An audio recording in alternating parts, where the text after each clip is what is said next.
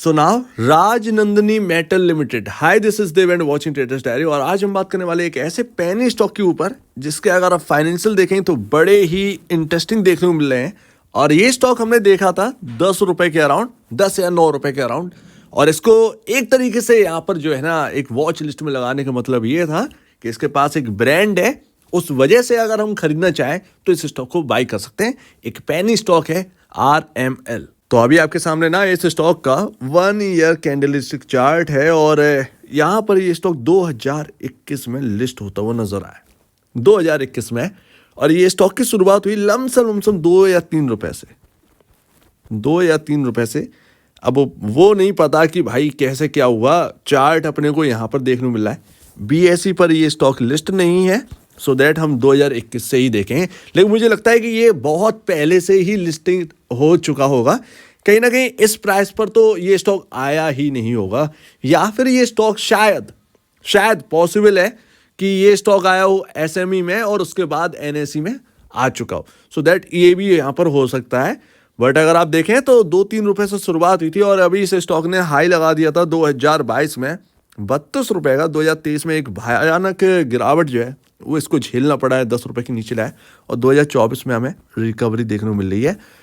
एक अच्छा खासा स्टॉक कहीं ना कहीं ये हो सकता है। उसका रीजन ये है कि राजनंदिनी मेटल लिमिटेड, आपको ये फुल फॉर्म है ना बड़ा डिफरेंट नेम लग रहा होगा, मुझे भी बड़ा लगा था। बट जब आप इनर साइड देखेंगे तो उनके एक ब्रांड है RML वायर केबल। ये यहाँ पर ना आपका ब्रांड यहाँ पर देखने को मिलता है। इसके अंदर ये ब्रांड काम करता है, इस कंपनी के अंदर। तो पेनी स्टॉक देखने को मिल रहा है, बट एक ब्रांड होल्ड करती है ये कंपनी, ब्रांड ओन करती है, जो कि आपके सामने है। तो इसके बारे में थोड़ा सा और डीप रिसर्च करिए कि ये कैसा ब्रांड है। मेरे ख्याल से जिस तरीके के फाइनेंशियल है, कहीं ना कहीं ब्रांड जो है ना वो एक अच्छा खासा देखने को मिल रहा है, वो यहाँ पर अपने को देखने को मिलता है। तो एक पेनी स्टॉक है। पेनी स्टॉक की डेफिनेशन आप जानते ही होंगे।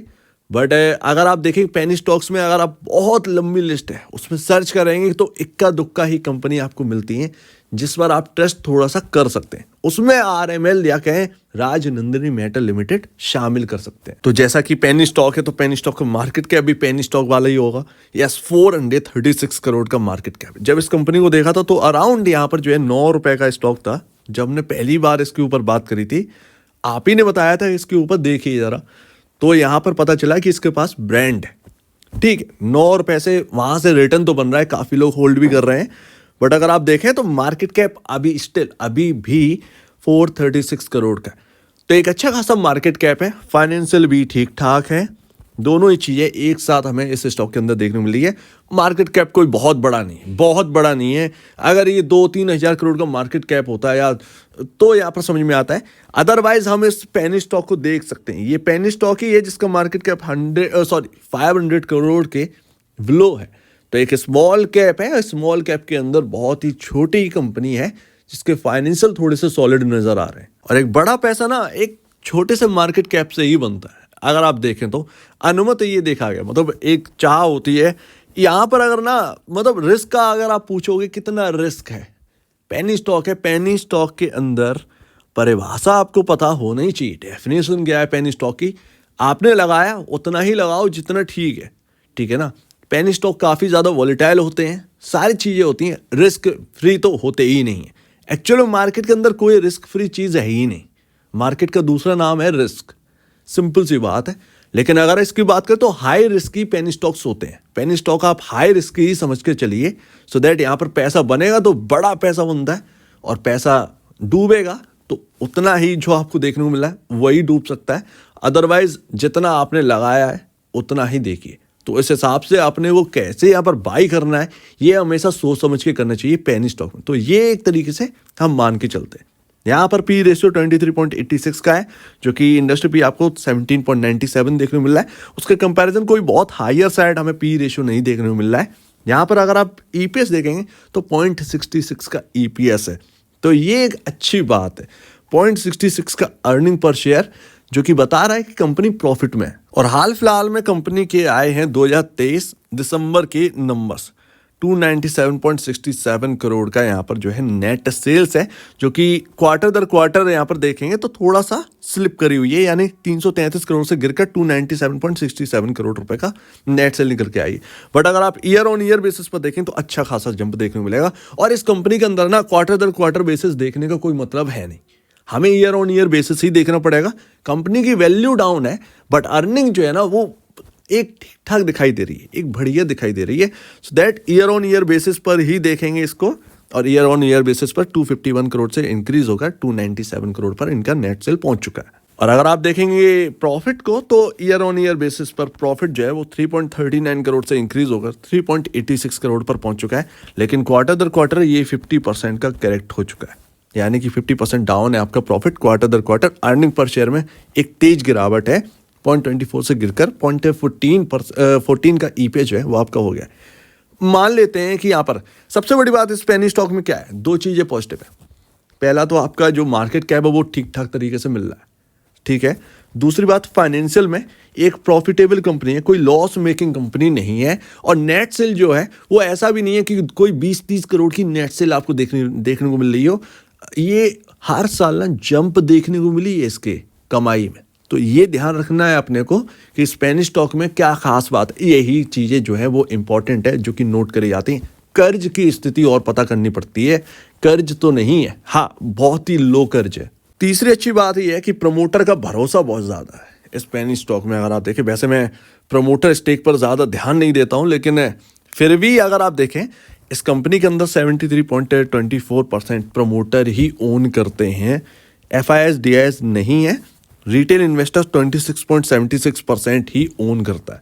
तो प्रमोटर का एक सॉलिड स्टेक हमें देखने को मिलती है, और लगातार प्रमोटर 10 क्वार्टर से सेम स्टिल ऐसा ही होल्ड कर रहे हैं। कोई हमें यहाँ पर ऐसा नहीं है कि अचानक से डंप कर दिया फिर यहाँ पर जो है पंप कर दिया, वो सब अपने को नहीं देखने को मिला है। एक सॉलिड शेयर होल्डिंग पैटर्न हमको देखने को मिला है राजनंदिनी मेटल का। एंड लास्ट और एक और इम्पॉर्टेंट बात, ROE और ROCE देखिएगा कभी। ROCE ये दोनों मैं आपको बता देता हूँ। ROE जो है वो 38.52% का है। ROE की बात कर रहा हूँ 2023 मार्च की, और ROCE की बात कर रहा हूँ तो यहाँ पर 29.22% का ROCE है, जो कि अपने आप में एक बेस्ट है। तो प्राइसिंग हमें देखने को मिली है। और कर्ज की अगर आप बात करें तो कर्ज कुछ 89 करोड़ का कर्ज है इस कंपनी के ऊपर, जो कि ऐसा नहीं है कि कंपनी की वैल्यूएशन से कर्ज जो है वो 4-5 गुना ज़्यादा है। तो ये एक अच्छी बात है, जो है एडवांटेजेस जो है वो इस स्टॉक के अंदर दिखाई दे रहे हैं। और सबसे बड़ी बात, ब्रांड। तो अगर यहाँ पर ना ये सारी चीज़ें अगर आपको समझ में आती है और आप पहले से इसको होल्ड कर रहे हैं, तो फिर यहाँ पर जो है इन बातों को नोट कर लीजिए कि ये स्टॉक कैसा है।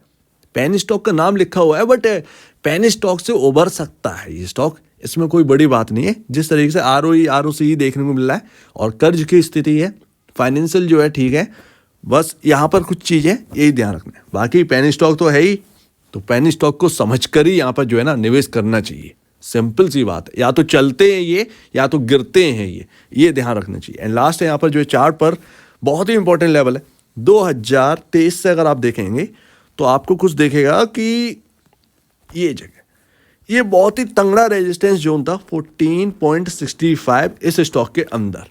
और यहाँ पर आप देखोगे उसके बाद ये गिरा ही है, 14.65 पार नहीं कर पाया। उसके बाद ये बुरी तरीके से गिरा, ये स्टॉक गया लमसम 9 रुपये, वही अपनी कुछ बात हुई थी। तो अभी ना ये स्टॉक आप देख सकते हैं कि थर्सडे को आपका हम लोग का जो मार्केट है वो क्लोजिंग हुई, वेडनेसडे को इसने लो लगाया था और 14.65 के नीचे गया था ये स्टॉक, रिकवर करके हायर साइड क्लोज हो गया। एक और बार यही कोशिश कर चुका है, डाउन जा रहा था वहीं से ही सपोर्ट दिया। तो 14.65 ना इस स्टॉक के अंदर आसान नहीं है टूटना, टूटेगा तो देखिएगा इंटरडे के अंदर कवर हो रहा है। क्लोजिंग अगर इसके नीचे मिल जाती है तो फिर ये एक अच्छी बात नहीं होगी। क्लोजिंग अगर हो जाती है 14.65 के नीचे तो ये ध्यान रखना है। तो 14.65 एक बहुत ही स्ट्रॉन्ग हमें लेवल जो है वो इस स्टॉक के अंदर देखने को मिल रहा है, जो कि अभी आप रिसेंट भी देखें तब भी देखने को मिल रहा है और पिछला डेटा भी देखेंगे तो भी अपने को देखने को मिल रहा है। बाकी शॉर्ट टर्म में अचानक से कोई बदलाव आ जाए तो ये काफ़ी ज़्यादा मुश्किल है। हमें थोड़ा सा लंबा नज़रिया रखना पड़ेगा ऐसे स्टॉक के अंदर, ताकि देखें। बाकी ब्रांड है तो ब्रांड के हिसाब से भी अपने को देखना है। तो ये स्टॉक काफ़ी मायने में जो है वो ठीक ठाक दिखाई देता है, लेकिन शर्त बस ये है कि एक पेनी स्टॉक है तो पेनी स्टॉक के हिसाब से ही निवेश करके रखा जाए, या तो बनता है या फिर यहाँ पर जो है वो उतने की उतना रहेगा या फिर उससे थोड़ा नीचे चला जाएगा। तो बस ये सारी चीज़ें देखने को मिलती है, बट कंपनी के फंडामेंटल ये रहे आपके साथ। सो उम्मीद है काफ़ी सोच समझ कर डिसीजन लीजिएगा। आप क्या कहना है इसके ऊपर कमेंट सेक्शन में, और अब वीडियो देखने के लिए बहुत धन्यवाद दोस्तों।